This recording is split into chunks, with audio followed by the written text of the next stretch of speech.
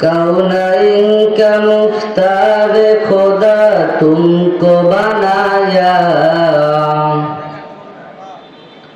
कौनैन का मुख्तार खुदा तुमको बनाया। उम्मत की निगाहबान खुदा तुमको बनाया, उम्मत की निगाहबान खुदा तुमको बनाया। या रब मेरे आँखों में समा जाए मदीना, या रब मेरे आँखों में समा जाए मदीना। मुद्दत से मेरा दिल में तमन्नाए मदीना, मुद्दत से मेरा दिल में तमन्नाए मदीना। तलवार बकत हो के निकल मैदाने आसिल, दुश्मन के मुकाबिल तो लगा नाराए तकबीर, दुश्मन के मुकाबिल तो लगा नाराए तकबीर।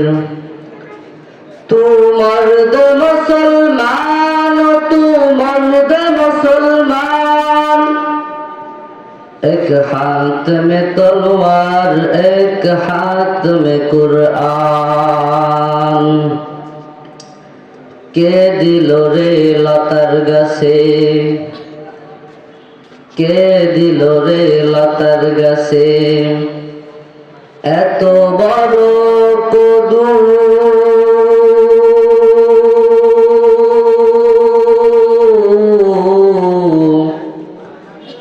কার আদেশে মৌমাছিরা মৌচাকে দেয় মধু। আসছে পথে আদার নেমে, তাই বলে কি রইব থেমে। বারে বারে জ্বালাবো বাতি, হয়তো বাতি জ্বলবে না। তাই বলে তো ভীরুর মতো বসে থাকলে চলবে না। কে দিল রে মরিচ গাছে মরিচ এত ঝাল,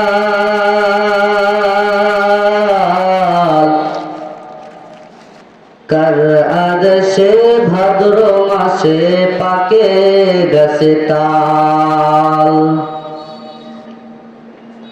হামদে বেহাদ মার খোদায়ে পাকের আকে ইমাদদ মুশতে খাকেরা। লা ইলাহা ইল্লাল্লাহ, লা ইলাহা ইল্লাল্লাহ। আল্লাহকে যারা ডাকিবে ভাবে, আল্লাহর আপন তারাই হবে। আল্লাহর আপন কে না হতে চায়? আমরা সবাই তো আল্লাহর আপন হতে চাই, নাকি বলেন? আল্লাহকে যারা ডাকিবে ভাবে, আল্লাহর আপন তারাই হবে। ইহকালে শান্তি পরকালে মুক্তি, ইহকালে শান্তি পরকালে মুক্তি দেবেন তারে আল্লাহ তাআলা। লা ইলাহা ইল্লাল্লাহ, লা ইলাহা ইল্লাল্লাহ। দুই নয়ন মিলে যেদিকে তাকাই মাওলার নিয়ামত দেখিতে পাই। যেদিকে তাকান না কেন নিয়ামত কার? দুই নয়ন মিলে যেদিকে তাকাই মাওলার নিয়ামত দেখিতে পাই। কেমন করব শুকর আদায়, কেমন করব শুকর আদায়। ও গো দয়াল আল্লাহ তাআলা, লা ইলাহা ইল্লাল্লাহ লা ইলাহা ইল্লাল্লাহ লা ইলাহা ইল্লাল্লাহ মুহাম্মাদুর রাসূলুল্লাহ সাল্লাল্লাহু আলাইহি ওয়াসাল্লাম।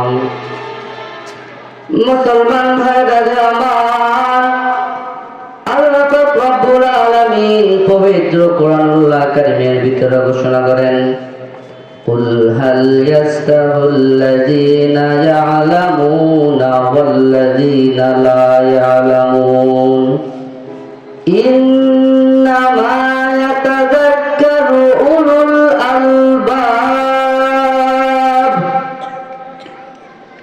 আল্লাহ তাআলা বলে, যারা জানে আর যারা জানে না তারা কি সমান?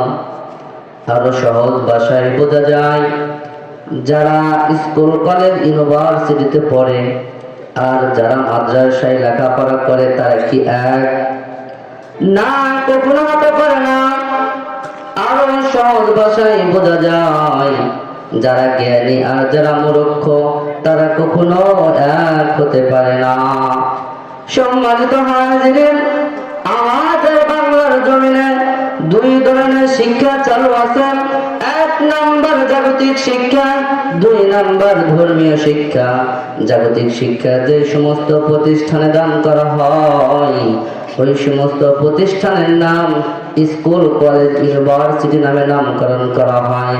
আর যে সমস্ত প্রতিষ্ঠানে ধর্মীয় শিক্ষা দান করা হয় ওই সমস্ত প্রতিষ্ঠানের নাম জামিয়া মাদ্রাসা নামে নামকরণ করা হয়। একটা মুসলমানের সন্তানের জন্য যেরকম ভাবে ধর্মীয় শিক্ষা প্রয়োজন, ঠিক তেমনি ভাবে একজন মুসলমানের সন্তানের জন্য জাগতিক শিক্ষা প্রয়োজন। মুসলমানের সন্তান জাগতিক শিক্ষায় শিক্ষিত হবে, কোনো না নাই, কোনো না নাই।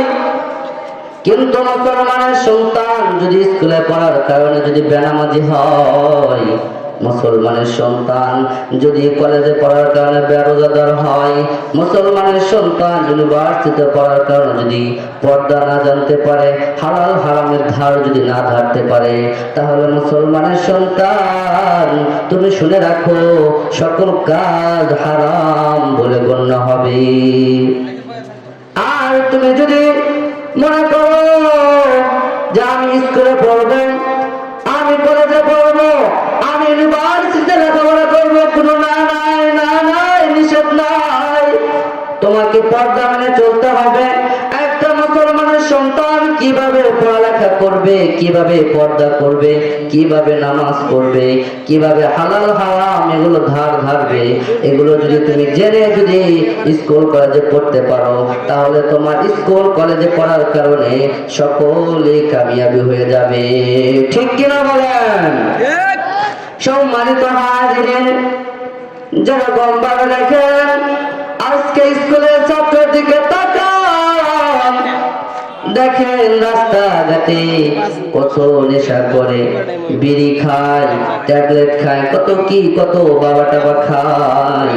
আমরা এগুলো তো জানি না বাবা, কারণ আমরা এগুলোর কাছে কোনোদিন যাই নাই, এগুলোর থেকে আমরা অনেক দূরে। আজকে স্কুল কলেজ ইউনিভার্সিটির ছাত্রের দিকে তাকান, রাস্তা নাই, বাসায় নাই, বাজারে নাই, সকল জায়গায় দেখেন তারা নেশায় জড়িত। আর আজকে আপনি মাদ্রাসার ছাত্রের দিকে তাকান, আপনি রাত্রে 3টা বাজে মাদ্রাসায় যাবেন, তখন একটা ভিন্ন একটা রূপ দেখতে পাবেন। মাদ্রাসায় যাওয়ার পর রাত 3টা বাজে দেখবেন যে মাদ্রাসার ছাত্ররা 3টা বাজে তাহাজ্জুদের নামাজ পড়ে আল্লাহর দরবারে কান্না করে। আপনি দুপুরে মাদ্রাসায় যাবেন, তখন একটা ভিন্ন একটা রূপ দেখতে পাবেন। আপনি রাত্রে মাদ্রাসায় যাবেন, তখন একটা ভিন্ন একটা রূপ দেখতে পাবেন। মুসলমান সন্তান, তুমি যদি স্কুলে পড়ো, তুমি যদি মাদ্রাসায় পড়ো, তোমার কোনো না নাই, না নাই, কিন্তু তোমার মনে রাখতে হবে আমি একজন মুসলমানের সন্তান। কাল কঠিন কিয়ামতের ময়দানে যখন আপনাকে প্রশ্ন করা হবে তুমি কেন মেদিনী শিক্ষা করো নাই, কেন তুমি হালাল হারামের ধার ধরতে পারো না, তখন আপনার ছেলে বলবে আমার বাবা মা আমাকে মাদ্রাসায় ভর্তি করায় দেয় নাই। আবার বলবেন আমার বাবা মা আমাকে মাদ্রাসায় ভর্তি করায় দিছে কিন্তু আমাকে ভালোভাবে পড়ার মতো চাপ দেয় নাই, এই জন্য আমি মাদ্রাসায় লেখাপড়া করতে পারি নাই। যখন আপনার নামে আল্লাহর দরবারে বিচার দিয়ে দিবে তখন আপনি আল্লাহর কাছে কি জবাব দিবেন? কোন জবাব আছে আপনাদের কাছে? এই জন্য মুসলমান ভাইরা আমার, আপনার ছেলে মেয়েকে মাদ্রাসায় লেখাপড়া করান। আপনাদের কি মনে চায় না আমার ছেলে আমার দাদার নামাজটা পড়াক? আপনার কি মনে চায় না যে আমার ছেলে আমার দাদার নামাজ পড়ায়, আমার কবরের পাশে গিয়ে আমার ছেলে আমার জন্য দোয়া করবে? এটা কি আপনাদের মনে চায় না? আরে মুসলমান চাবে কি করে? তোমার তো কপাল পুড়ে গেছে। মুসলমান ভাইরা আমার, আপনার ছেলে আপনি স্কুল কলেজ ইউনিভার্সিটিতে পড়াইছেন, যার কারণে আজকে আপনাকে কোথায় থাকতে হইতেছে বলতে পারবেন? কোথায় থাকতে হইতেছে? বৃদ্ধাশ্রমে। আর যদি আপনার ছেলেকে আপনি মাদ্রাসায় লেখাপড়া করাইতেন, আপনার ছেলে হয়তো 2-1 টাকা কম টাকা বেতন পাবে, কিন্তু ওই টাকা দিয়েই বাবা আমার সাথে একজন আলেম খুব সুন্দরভাবে চলতে পারে। মুসলমান ভাইরা আমার, আপনি জাগতিক শিক্ষায় শিক্ষিত বলেন, দুনিয়াতে আপনি অনেক অনেক আপনি নাম কামাইলেন, কিন্তু আখিরাতে কোনো লাভ নাই, কোনো লাভ নাই, কোনো লাভ নাই।